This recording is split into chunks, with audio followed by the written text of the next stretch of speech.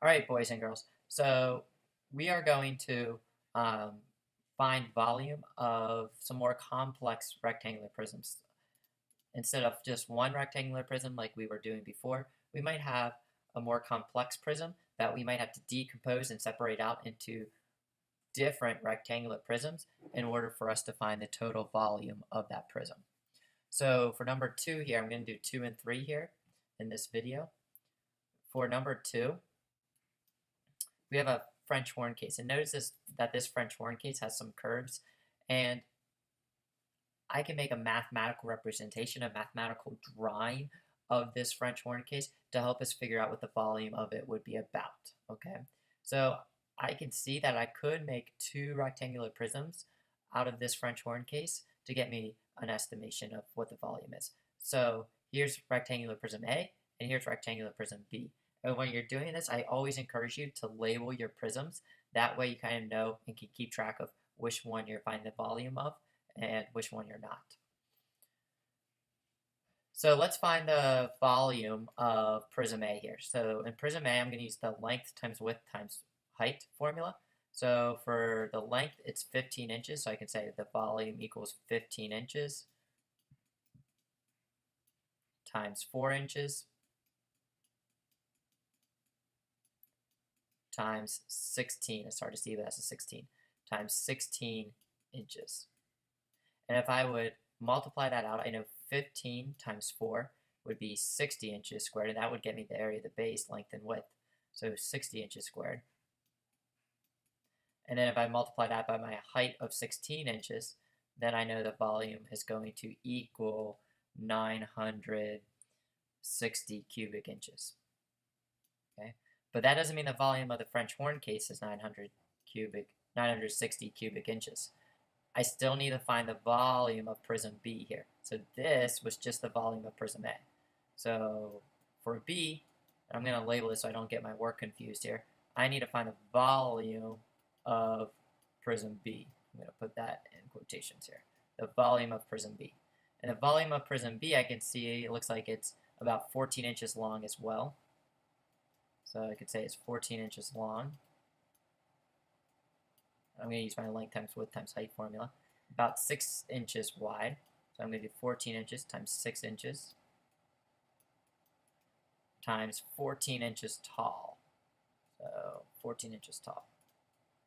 So at first I can do my 14 inches times my 6 inches and get 84 inches squared. Okay, so that's my area of my base. Oops. 84 inches squared. And now I just need to multiply by my height of 14 inches. It's 14 inches tall. And 84 inches squared times 14 inches gets me 1,176 cubic inches. Now, so I found the volume of prism A, and I found the volume of prism B. So my last step is, since I separated it out, I need to add those two volumes together. So I'm going to add 1,176 cubic inches with 960 cubic inches. I'm going to add those together. So 1,176 plus 960 would get me 2,136 cubic inches. So the volume of this French horn case is 2,136 inches cubed. All right. So now let's move on to the xylophone case, because the xylophone case is even more complex. Again, I'm going to always keep my two formulas up there, which is volume equals length times width times height, and volume equals area of the base times height. So here I'm actually going to make some cuts. So with the xylophone case, I made it into 3 distinct prisms. So I'm going to say it's, and I'm going to label that using some different colors.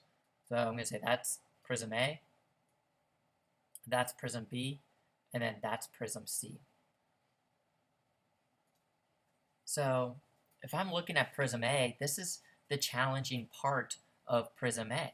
So I can see that it's 12 inches that way wide and 15 inches long this way. So if I'm going to use my formula, I know it's going to be 15 inches times 12 inches. And now I need to think about my height here. There's no number here.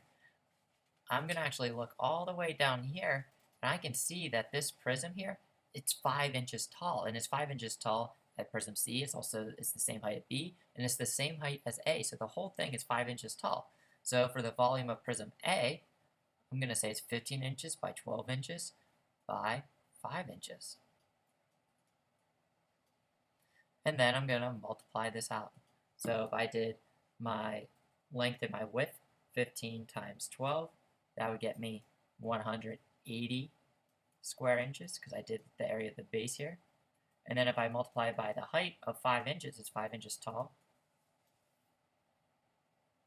That would get me 900 cubic inches.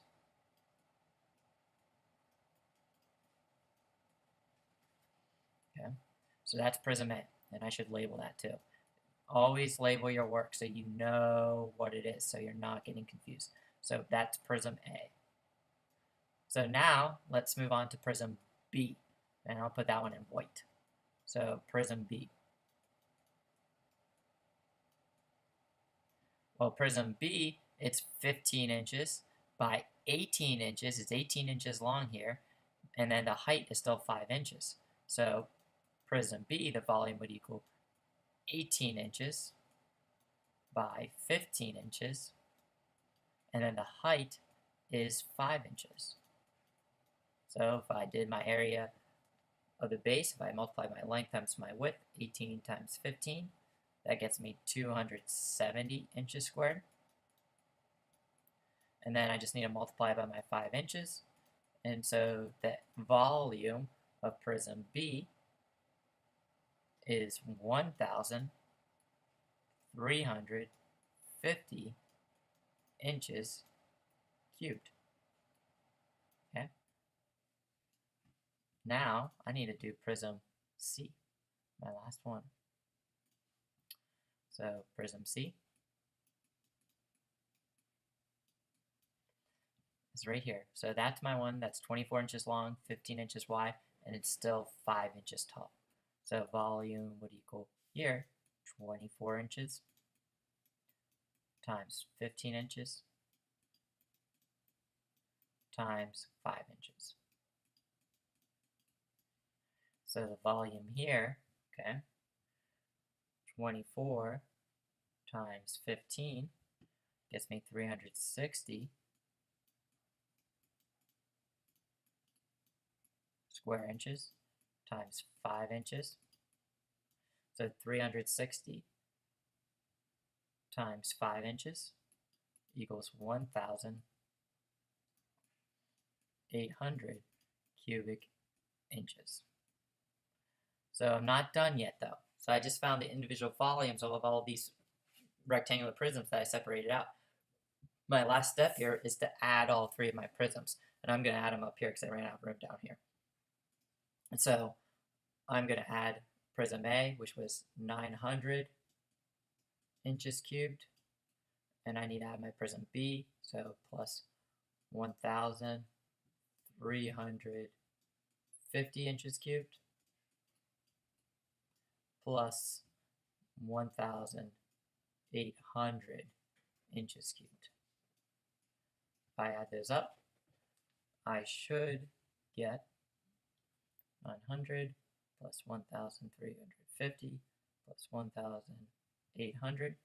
I should get 4,050 cubic inches.